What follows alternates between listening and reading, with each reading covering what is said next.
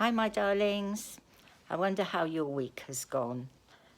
I've been having a think today about the word grumble.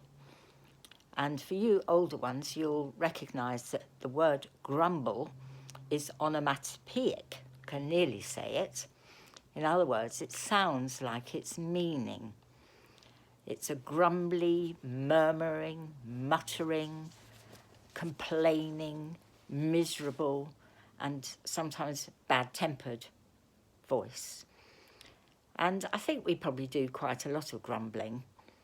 We grumble about the weather, we grumble about the traffic, the train strikes, not being able to get a doctor's appointment, we grumble about the government, all sorts of things. And it's not that there aren't bad things about them, because there are.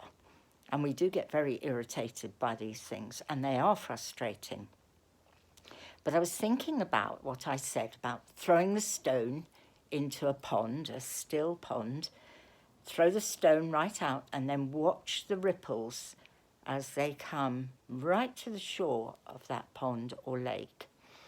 And you'll see that they affect everything, and the things that we say affect other people. Do you remember I said that last time? Well, I was thinking about how our grumbling can affect people. And actually, if you're around people that grumble and moan all the time and nothing's ever right, it makes everybody feel miserable. Makes you feel really quite low and depressed. And I think the way we perhaps need to think about it is, yes, okay, the weather is rotten, but we're very lucky that we're inside and we're able to keep dry. And yes, the trains haven't been running, and that's caused a lot of problems for parents and other people getting to work. And yes, teachers aren't always how we want them to be, and they don't always recognise that we've tried our hardest, and they can be grumpy. And parents can be grumpy because they're human beings. And they have to struggle with things, just like you struggle perhaps with your schoolwork or other things that you don't like particularly. Do you struggle with eating your vegetables? I know some of you do. Do you moan about the food that you're being served at a meal? I know some of you do. Do you moan about being told to get off your screens or go and have a shower, or it's time for bed?